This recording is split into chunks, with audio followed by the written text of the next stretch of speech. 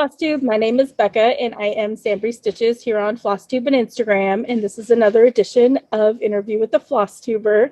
I'm super excited because we finally made this happen. That I'm here with Kyle. This has kind of been in the works for a little while, and I'm super excited. Yeah, that we actually have a chance to talk.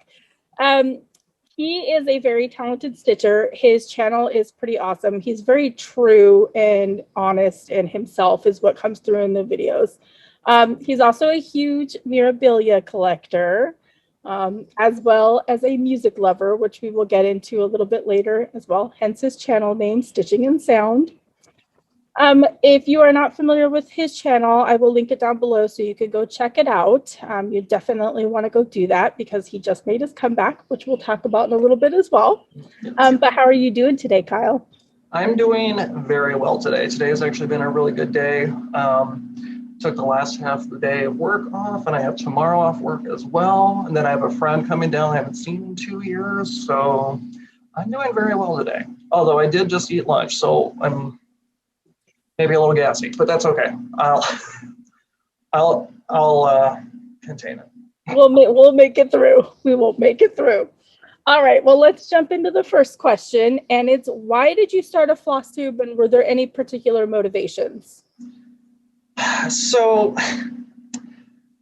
there was a time. It was very shortly after I graduated college. I would say maybe a year or so after I started picking up stitching, I stumbled upon Danielle Stitcherista. I don't know if you ever watched her videos. Yeah. I binged all of her videos, and then that's when I discovered Michelle Bendy Stitchy, Caroline off the Red Needle Arts, and Pam and Steph. Those three plus Danielle Stitcherista were like my four main channels that I would religiously watch them every week. And it's funny because by the time I actually started my own floss tube channel, Danielle was actually moving on to more diamond painting stuff. Mm-hmm. But I've always wanted to have my own YouTube channel, but I never knew what exactly it would be about. And then just everything sort of came together all at once with this craft, floss tube. Hey, why not give it a shot? So nice. I tried it, and I think it's going very well. I think so too. Yeah, definitely. But yeah, it was really just the motivation was having a YouTube channel was always something I thought about doing, but what it was going to be about, I never really knew. I mean, in middle school, I wanted to have like a comedy channel. But that's really as far as my plans ever went to actually starting one. So, well, you kind of meld everything together: the stitching, your love of music, funny, all that kind of stuff. You've made like your own type of video, and it worked. So, yeah, cool. So the next question is usually the blog question, but we've discussed that you don't have one, so we kind of we changed it up a little bit. And we wanted to talk about, you had taken a year off of Flosstube as like a little hiatus. Mm-hmm. And you recently came back, which is awesome. So many people were so excited for that. But why the long break? So the break did not originally intend on being that long. Usually my breaks anyway are about 3 weeks. We're 3 weeks between videos anyway. Yep. My last video that I did was literally right before the pandemic hit. And I tend to like to film when nobody else is home. But because of the pandemic and nobody leaving, everybody was always home. But then it got to a point where, because I guess of cabin fever and all that, it got to a point where it wasn't that I wasn't filming because there were people in the house, but it was more, I ended up losing the motivation or want to film after so long. Throughout that entire year of the pandemic, between my last video and then my first video back in March, I tried many times. I had the camera set up, I had an outline going, and every time, I would say it was probably a dozen times throughout the entire year, I didn't have the urge to press record. And it wasn't the typical, oh, I'm so nervous, I don't know how to start this video. It was, I don't want to start this video. It was more just, it was a year. I mean, let's be real, it's been a year. Yeah, so a lot of it was mainly focusing on myself. And really towards the last, half of the pandemic, I was stitching on one project anyway, so it's not like I would really have anything to show anyone. Most of that entire year was just me taking care of me. Then came to be about first week of March or something. And I kind of wanted to try it again, see how it would go. And I didn't realize this at the time, but the day that I recorded my video, it was a year to the day that my last video had come out. And I didn't realize that until after the fact. So, I just had one day where I had the place to myself, and I said, I kind of feel like I want to try this again. So I got everything gathered. I had an outline going. And this time when I was in front of the camera, it was, I'm so nervous. I don't know how to start this. And then finally I was able to hit record, and we went from there. So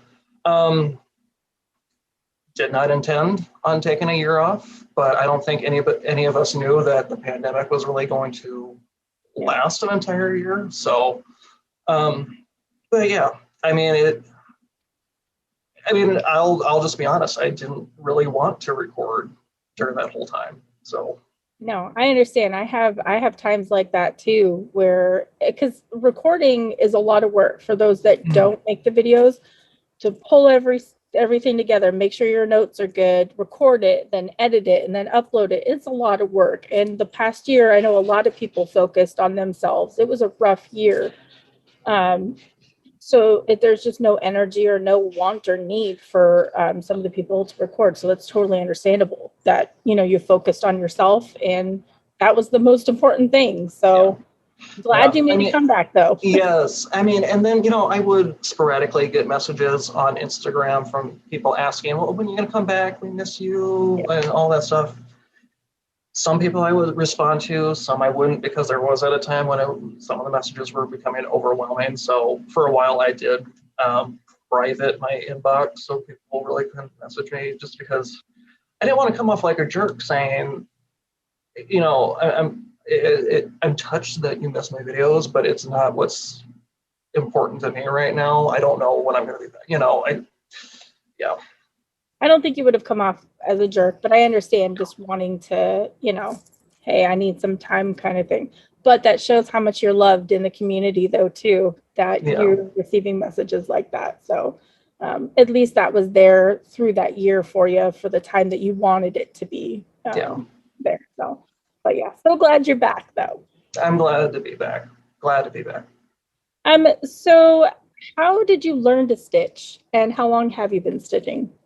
So I had just graduated college. So it was the summer of 2016. And the only reason I remember this is because Summer Olympics were going on. I was still unemployed at that point. And I was just so bored. My mom, when I was younger, always cross-stitched.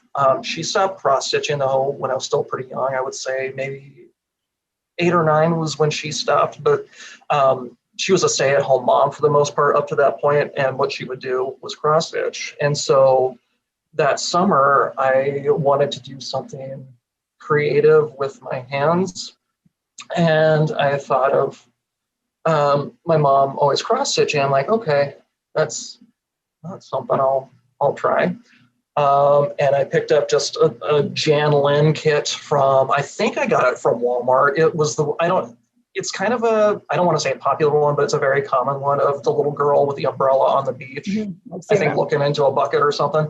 And that was my first project. I still have it somewhere. But yeah, I started because I was bored, because I still didn't have a job, so I didn't know what to do with my time. So I have been stitching for about 5 years. Yeah, 16 plus. Okay, yeah. But actually, I took a break from stitching about 6 months after I started. And what got me back into stitching, I think I had stopped for maybe 6 or 7 months. What got me back into stitching was I was visiting home one weekend, and I thought about cross stitch again, and I looked up just cross stitching videos, because I don't even know, I think Flosstube was kind of getting traction at that point, but I found, I don't know if you've ever seen Carolyn Mazzio's videos. I think she's Australian, but she had a very popular video of the parking method with a Heaven and Earth Designs project. And watching her do the parking method made me get back into stitching. And my first project back was a Heaven and Earth design.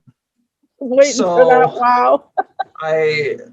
To be honest, my first project, that Jan Lin kit, has been the smallest thing I've ever finished. Not including like little ornament things that for like smalls exchanges or anything like that. But after that, my next kit was a Disney Dreams MCG Textiles kit, and not the vignettes, the big full-on ones before they stopped producing them. So I've always been for the big projects. So. And then when did you fall in love with mirrors? Because I know you're a tad bit obsessed. Yes. I'm very proud that I have all of the out-of-print designs from Mirabilia. So, and it's funny because what got me into wanting to collect Mirabilias was an out-of-print design. I was watching Danielle Stitcherista, and she had talked about this design called Lady of the Flag. Mm-hmm. I'm stitching that. And I'm like, oh, that's interesting. She was talking about how it's kind of hard to find and how it's kind of pricey on eBay and whatever. And I went to eBay after watching that video and saw that it was running for about $500 on eBay. And I'm like, okay, I got to try to find this at some point. So from there, I just started looking at different designs of this designer, whoever it was, because I didn't know Nora Corbett at that point. I just knew the designs, Mirabilia. And I started looking at all those designs, and I thought they were really, really cool. And the one that really caught my attention was Angel of the New Dawn. It's the one I'm in the middle of right now that I haven't touched in a year. Because I am the most religious, non-religious person you'll ever meet. I really love all the angels and baby Jesus and all that. So I got that project, or that design, along with Rose of Sharon, which was my first Mira that I actually did and finished. And I didn't realize at that time that Rose of Sharon was out of print, and I actually got it for retail price. So wow. I started becoming obsessed with Mirabilias and trying to find all the out of print designs. So I love the ladies. I can't help it. They're all amazing. I will say though, the ones I'm not a mermaid person, so the designs I have the least of are her mermaids. But if it's out of print, I have it. Right. I kind of did that too with a couple of mirrors. I have a few of the out of print ones. I went on a little bit of a hunt too, just because the out of print ones were my favorite. Mm-hmm. Yeah, it was a fun challenge. So yes, cool. Oh, for sure. So kind of segueing, since we were talking about mirrors, what is your favorite project that you've stitched so far?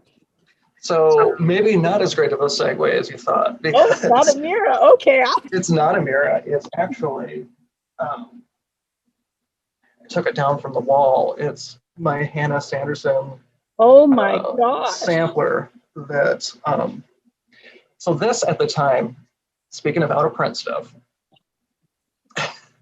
I was in the In Search of Cross Stitch group on Facebook, and someone was looking for this Hannah Sanderson design. And what I didn't know, well, I knew, they said it was only ever published in 3 needleworker magazines throughout 1998 and 1999. And funny story, I have those magazines. And I was searching for this. Then I would say about 3 or 4 months after I had first seen the design, somebody messaged me on Instagram because I had mentioned this design in one of my videos, I think. Someone messaged me on Instagram. Oh, no, I actually made a post of it on Instagram saying I was like looking for these charts or whatever. And somebody said, hey, you know, this has been reprinted. Dutch Treat Designs reprinted this sampler. And I bought this sampler so fast. Like it was, I didn't even respond to her. I went straight to Sassy Jacks and bought the design and kitted it up and everything. So this is just my favorite because it was my first sampler. It was the first sampler that I ever wanted to stitch, because before I saw this one, I never wanted to stitch samplers. I how you felt. And I loved it. The words I knew were going to be the most boring part, so I definitely did those first. But I mean, just stitching, I'm sorry for the glare, but this was just, it was so much fun to stitch. And this was one of the only times where I got to the end when I put in the last stitch, where I was like, I don't want to be done stitching this. So I love this sampler. I want this, if anybody remembers me for one project, I want it to be this one. Even though most people know I'm a mirror lover, I want it to be this one just because it's so beautiful. It's so beautiful. It's that's amazing. Yeah. And I think it took me 3 months to stitch. I didn't stitch it in 3 months, but I think in total, if you just look at the total time stitching it, I think it was about 3 months. Wow, that's fast for a sampler. That's when I was still at my old job where I had more time during the day to stitch, because I would open in the mornings and then I would be off by like 11 a.m. or noon. Oh, okay. So I would have the entire day to stitch. Yeah. So yeah. That's a beautiful, beautiful piece. I was right there with you. Like, I wasn't a sampler person. I thought, I'm never going to stitch samplers. And then my first sampler was Huckleberry Farm by the Flower, and I fell in love with it. And now it's framed up on my wall. And now I love some samplers, not all samplers, but now I stitch it. So for sure. Right there with you. Just has to take one to fall in love to get you hooked. Yeah, exactly. And now all I've really stitched for, I think, since November, after I finished my Dimensions kit, Serenity's Garden, I've really only stitched on samplers since then. Oh, wow. And I'm trying to think if I've stitched on anything. Well, I'm doing a model that's not a sampler, but I can't really show that. Yeah. Very cool. Well, what do you enjoy most about stitching? That it really helps relieve my anxiety. I tend to just have like sitting anxiety. I tend to just worry about anything and everything. And when I started stitching, I found something that didn't require medication to relieve my anxiety. So it's just really calming. I throw on whatever in the background and I could spend hours stitching. If I have a really bad day, I will stitch probably 12 hours. It's been a while since I've stitched that much in one day, but it's just so relaxing. The only thing I don't like about stitching is that it costs money. I'm waiting for the day I go to an estate sale and see somebody who owned like the entire Aversois silks collection, and it's on, and the family is selling it for like $10. That is a dream of mine. Yep. Yeah. So that's what I look for when I go to like Goodwill or something like that is, you know, like I found a kit that I'm not going to stitch that I'll probably pass on, but it had everything in it. Like it was kitted, it had the fabric, and I think it was like $5, but it was like $150 to $200 kit. Like, yeah, how amazing is be able surprisingly because we've got a number of thrift stores where I live, I have never been successful into finding good cross-stitch stuff in a thrift store where I live. I think the best deal that I got was I got a fat half of 28 count linen for $1. But that's really the only gold I've ever struck. Other than that, I most commonly see boxes of bobbinated floss on sale for like $1 or so, but it smells like cigarette smoke anyway. Just don't. Yeah. I don't pick it up. So yeah, don't. One day I'll get lucky and find something. Yeah, watch Facebook Marketplace. That's a good place to look. Yeah, I do, and I still don't have luck finding anything on there. I know nothing in my area really either. So, and when I do end up finding something, it's from a seller that will not ship. So that's usually a deal breaker for me. Yeah, that's rough. Yeah. All right. Well, we're gonna kind of get out of Stitchy Talk a little bit and learn a little bit more about you. So this is what's your favorite genre of book or movie? But we're gonna throw in music just because you are a huge music lover. So yes. Yeah. So movie is pretty easy. I love horror films. I'm going to be honest and say I kind of fell out of watching movies the past couple of years because it takes a lot for a movie to actually grasp my interest. Yeah. But horror movies have always been my favorite genre of film. Halloween, Psycho, and Friday the 13th are probably my 3 favorite horror films. And we can throw Silence of the Lambs in there. I don't really consider that a horror film. That's more of a thriller, but that's one of my favorite movies. Now, when it comes to books, I don't think I really have a favorite genre. No, I'm lying. I love my detective novels. I'm a huge Agatha Christie fan. I love Agatha Christie. And I'm a big Stephen King fan. But I feel like horror is one of those genres that works, I think, best in film because I don't get scared easily reading a book. I get disturbed reading a book, but I don't get like frightened or anything. But detective novels and musician autobiographies are a close second. I really love those. My favorite book, and I've talked about her before, is Just Kids by Patti Smith. Just a beautiful memoir. I'm not really into just general fiction novels that just kind of don't have a genre just outside of being fiction. Now, music, I could easily say my favorite genre is classic rock because my top 5 favorite bands are all classic rock for the most part, although Rush is progressive rock. But my music taste is just so vast. I hate to really say, yes, this is my favorite genre because Cher has been my favorite. I don't want to say my favorite, but I love Cher.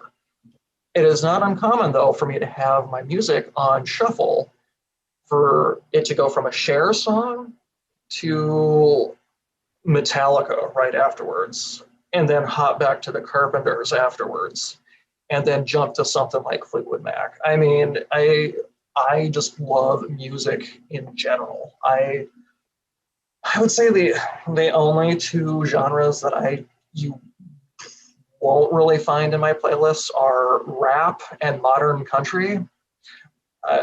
I I hate to even call modern country music because it's just not. I mean, Right. Yep. I give me Loretta Lynn, Patsy Cline, Dolly Parton. Give me them. George Strait. It's short. See, I'm not a big George Strait fan. Oh, yeah, I love George Strait. But yeah, the country music that's out now, it's not so great. The only country music I ever listen to now is if they existed already prior to now. So the Chicks, formerly known as the Dixie Chicks, came out with their newest album sometime last year. Loved it. But I mean, I'm not going to listen to a new country star that's just coming out around the same time. It's not the same. The writing is just totally different because you listen to songs from like Johnny Cash and Patsy Cline back in the day, and there's just so much heart, passion into the writing. It's not all about trucks and boats and beer. 100%. My husband and I are huge classic country fans. He actually, I fell in love with it because of him. The music, the stories that the music tells is so different from now. So, yeah. And this is, I will be the first to tell people, do not bash anybody for what they like to listen to. Right. So, I mean, whoever's watching, if you like modern country music, please, by all means, listen to it, because music, I would say even more so than stitching, is my escape from the real world. I throw on Rumors by Fleetwood Mac, and I'm taken away.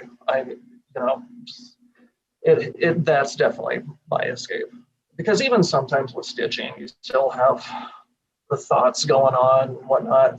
But when you crank the music to 11, you can definitely drown out the world. So yep, that's what I was going to say. Is music is a very good escape. It really is, because you listen to it and you kind of go along with the lyrics. You're not thinking about anything else. So. For sure. And I love Flosstube. Usually that's what I have going when I'm stitching. But sometimes I don't want people talking. Exactly.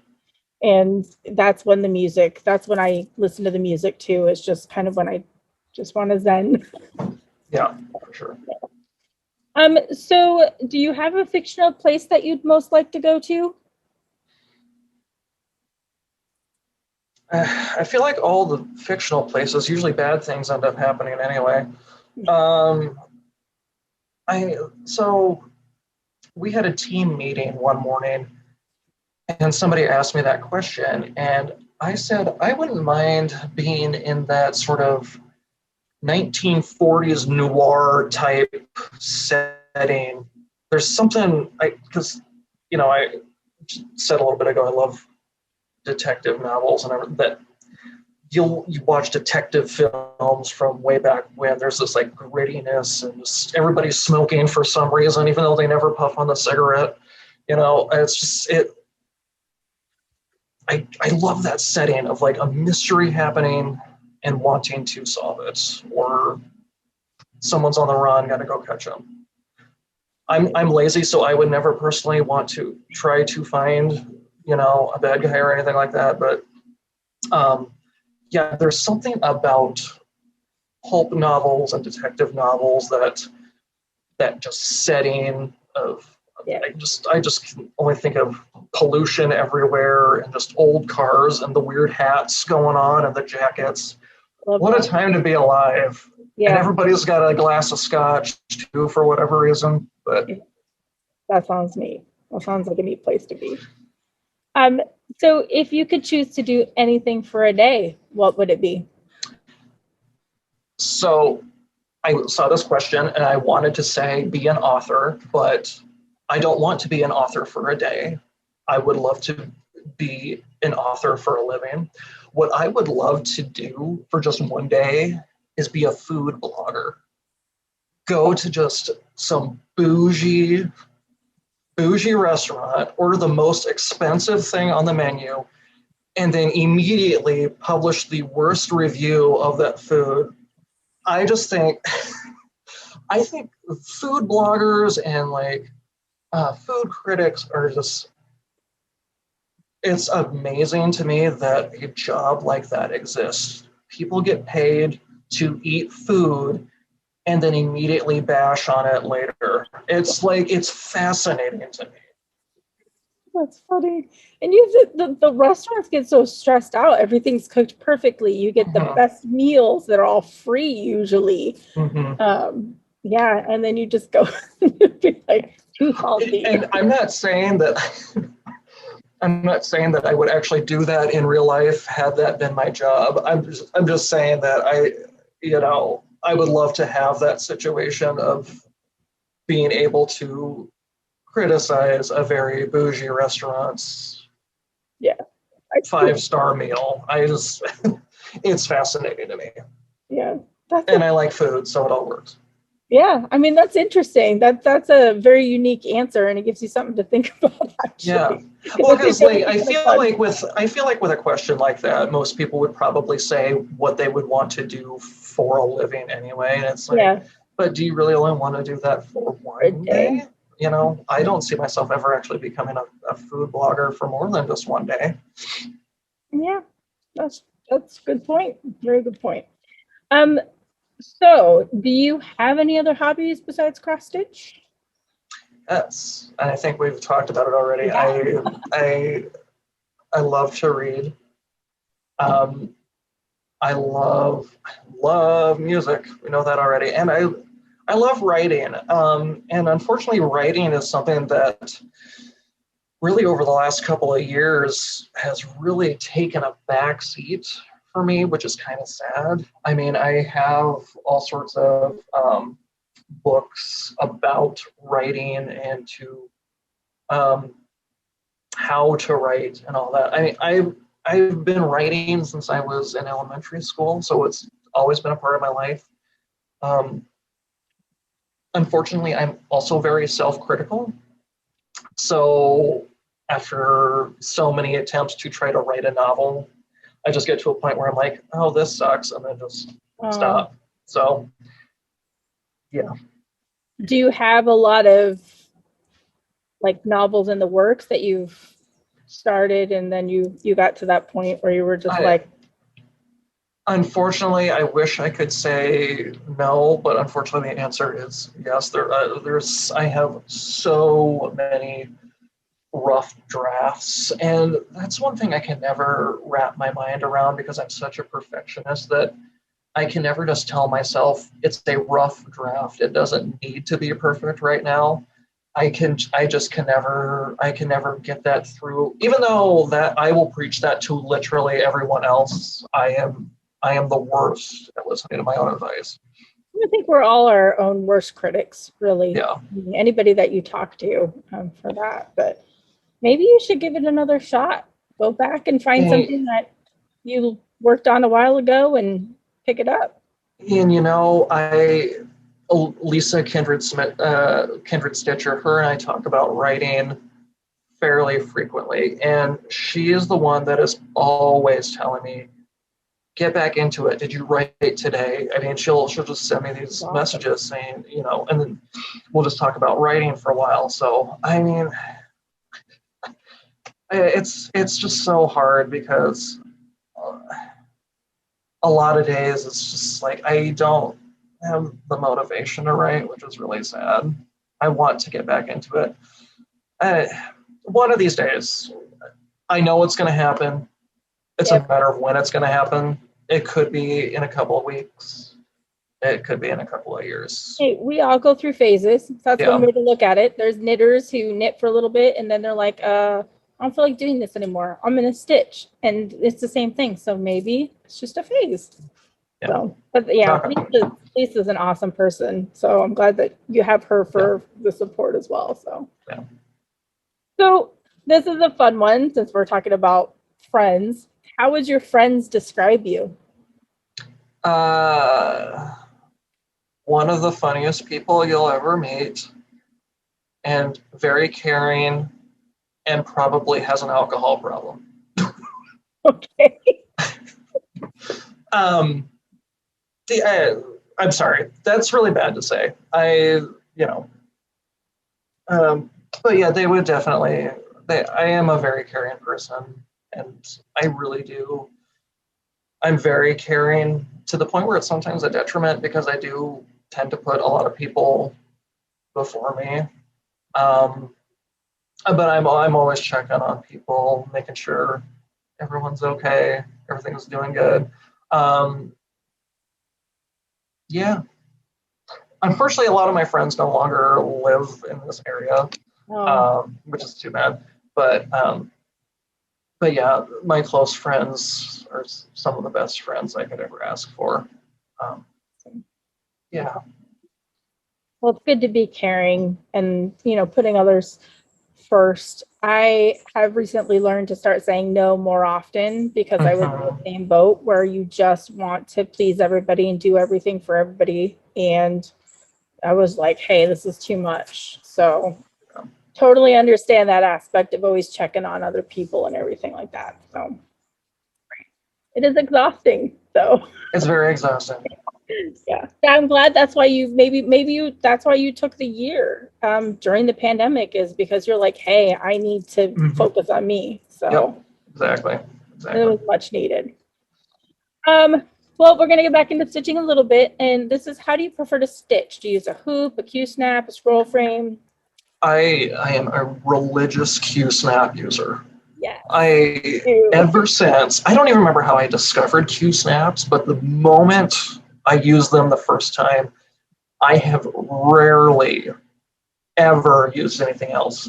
I recently started a Just Nan project that I'm actually stitching in a hoop. It's the first time I've used a hoop in probably 3 years. Oh, wow. I have my Q-snap and I have a Lowry stand. The Lowry stand is probably the best stitching investment I've ever made, because beforehand I would just have my Q-snap in hand, do that. But once I got the Lowry stand, just the whole fluid motion of this going on, love it. I would not, and I've tried stitching in hand, don't like it. I don't think I could ever really go back to stitching with anything else besides my Q-snap and Lowry stand. Now I do have a scroll frame, but I use that for like my big projects. But yeah, Q-snap on a Lowry, just sitting in my comfy chair. That's my preferred way to stitch. I love my Q-snaps too. That's the only thing I use. And I will preach it to the day I die. 11 by 11 is the perfect Q-snap size to use.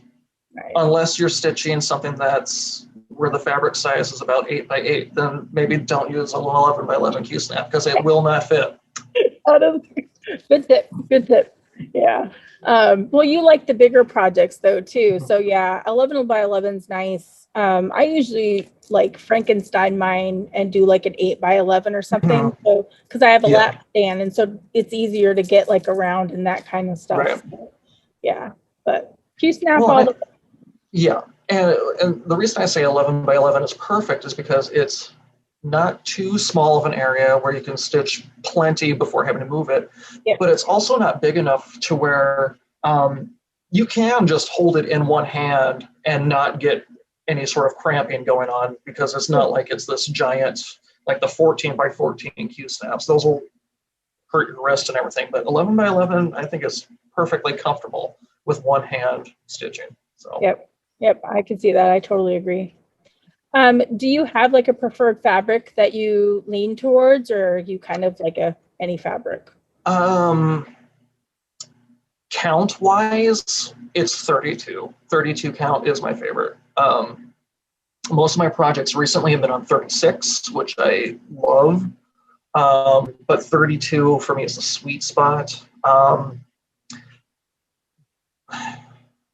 It doesn't really matter to me if it's like a Witchelt or a Zweigart fabric, or who the designer or fabric dyer is or whatever. I'm not too picky about those really when it comes to color of fabric and whatnot.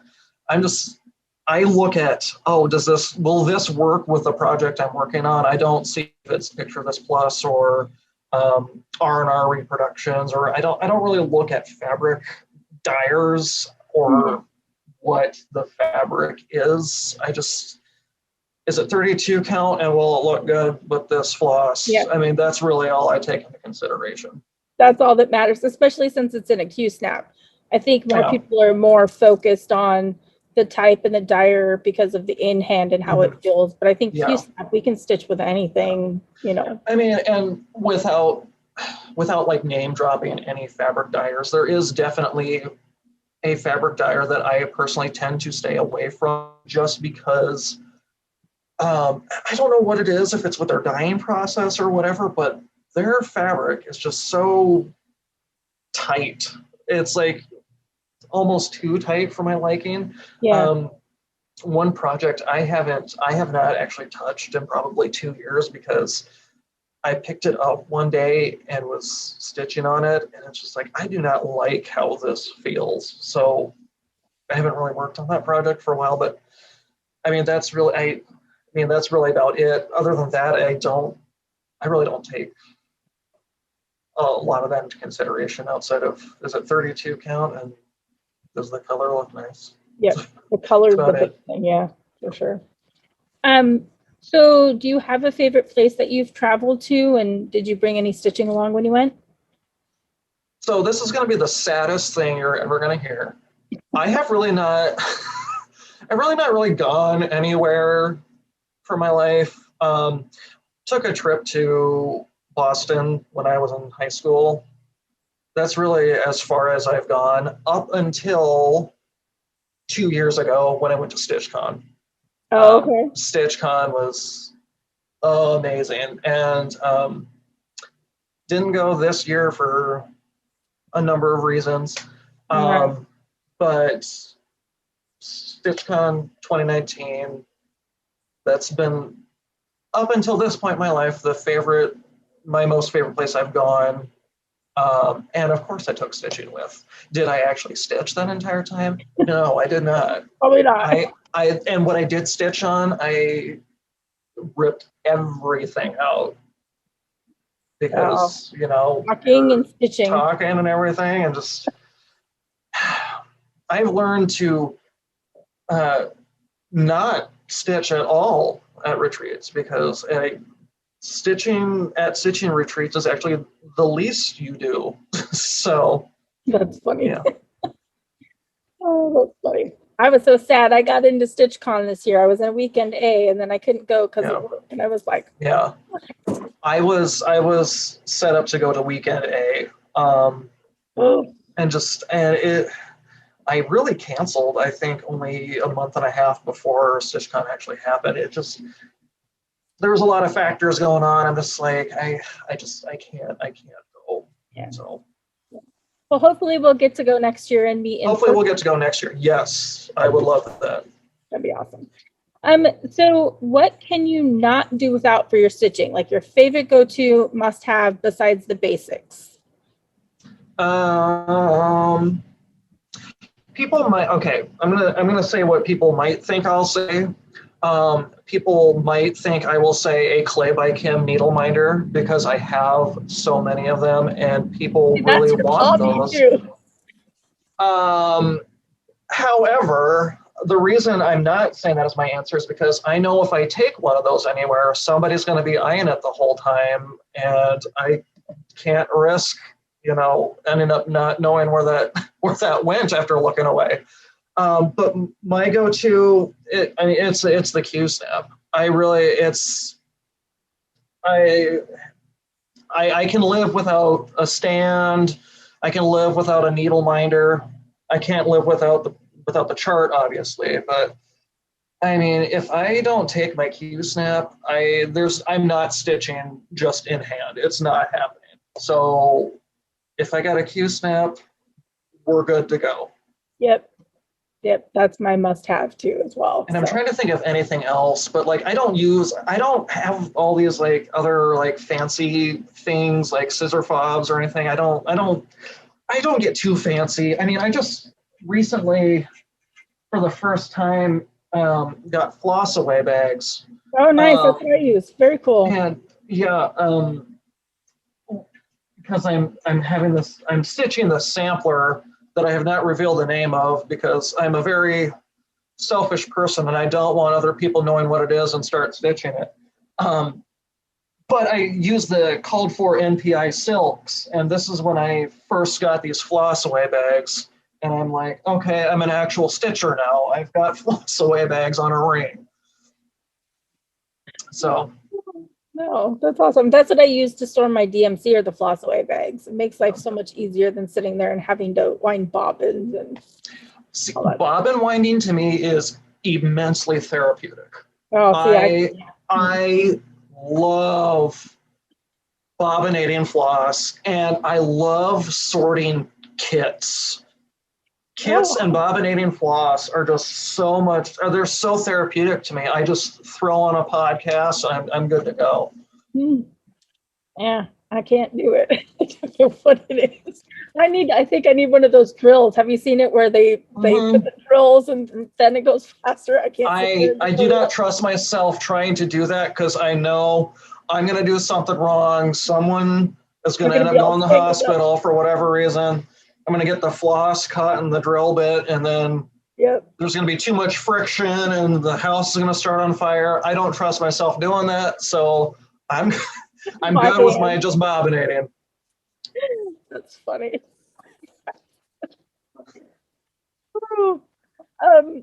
So this is one of my favorite questions to ask, and it's how do you decide on what you're going to work on next for your project? So it's literally for me just as simple as looking at something and saying, no, I don't want to, or, ooh, that seems like fun to stitch on today. I mean, that for me, that's literally as simple as it is. I do not go searching for something to start. It's just a matter of looking through my stash. Seeing if it's kitted already, it helps. But it's just a matter of looking at it and saying, yeah, I'll stitch on this today. Nice. That's really it. I'm not one of those seasonal stitchers either. Like I don't stitch Christmas during Christmas time or anything like that. It's just whatever is tickling my fancy that day. Yeah, and sometimes it's one project for an entire month. Sometimes I get the urge just to stitch on something for a day, and then it goes away for another couple of months. That's really that simple for me. Okay. And I've tried. Oh, sorry. Go ahead. I was gonna say a lot of people are like that. The stitch whatever's falling to you kind of thing. Yeah. And some people use the decisions wheel thing to decide what they're going to stitch on next. That's too much pressure for me because I'm going to end up spinning the wheel again anyway because I don't like being told what to do. So nothing is ever set in stone with me when it comes to stitching. Yeah. I will stitch what I want when I want to. Yep, and you kind of have to. I think doesn't Brenda say stitch what you love? So Yep. Yeah. Exactly. Totally get it. All right. Well, we are down to the last question. Oh my God, already? Yeah, it's been so much fun. We've just been chatting like a couple old friends. Yep. So what's the best thing that has happened to you within the past couple of years? I don't want to be sappy. Because my life is not that exciting. It's discovering this community because up until I finally got my floss tube and got an Instagram, I finally felt like I had found my people. I just getting all the encouraging comments on posts and having this appreciation for the work I'm doing. I'm an attention whore, so I mean, I love all the good comments and everything. But then also just having this community to discuss our craft, like having somebody that gets it, whereas, just your everyday people that you see every day, they don't get it. They're like, for the most part, they're like, oh, cool. Is that sort of like sewing or whatever? And I'm like, no, it's not like sewing. It's not the same thing.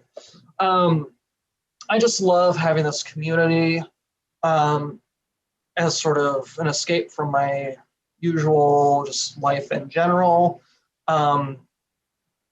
It's been great. I love this community. I do too. And that's why, as of now and before the pandemic, my inbox has always been open for people to reach out and ask me questions or just say, hey. Sometimes I might not respond right away, and then sometimes I might not respond at all because I'll forget. But I love the whole community. Going to StitchCon that first year, I don't think I could have felt more at home. I was surrounded by people that were just like me, except I was one of 3 men. Oh, yeah. Out of like it's so, but yeah. Yeah. And then, not Stitch-related, I'm finally working somewhere where I feel like I'm appreciated. Because I don't want to get into, my old job or anything or that, but I'm finally working for a company that's just they care about their workers. And my job is not easy by any means. It's a very, very stressful job, but I just love knowing that I work at a place where I can feel comfortable going to supervisors or managers and let them know how I'm feeling, what I'm feeling, why I'm feeling this way, and having them completely understand and not come down on me for any reason. Awesome. I love where I work. Surrounded by great people too. So that's good. That's great to hear, because you don't hear that very often anymore. A lot of companies, all they care about is how much money they're making or anything like that. They not so much the employees. So yeah. That's where I work, and I don't want to get too much into my job anyway, but it's an employee-owned company. So literally employees, we are the company. So that definitely plays into it a lot. So yeah, it definitely shows they value the employees for sure. Then that's awesome. Very cool. Well, it sounds like you've had a good couple of years in focusing on yourself and coming back to us in the community. And if anybody wants to be inspired, you should go check out his Instagram stories. I'll post his Instagram down below because I like to go through it because there's always like music, like what he's listening to. So if you want music suggestions, go through his stories. But yeah, I love to check them out, and every so often I'll send a message or whatever. But yeah, something for everybody to go check out. So that'll be linked down below too. But thank you so much for taking time out. I'm so glad that we finally did this. I'm glad for a while. I'm glad we were finally able to do this. I know that it was either shortly before or shortly after I put out my video when I came back where I had reached out saying, hey, I'm thinking about maybe wanting to do this. Yep. And then you gave me when you were available, and then I kind of forgot about it. And then I gave you your space. It's like, yeah. But finally, stars aligned. I'm glad you were free today, to be honest. I wasn't worried about me because I already had the day off. Yeah. But I'm glad we finally got to this. I've been looking forward to this for.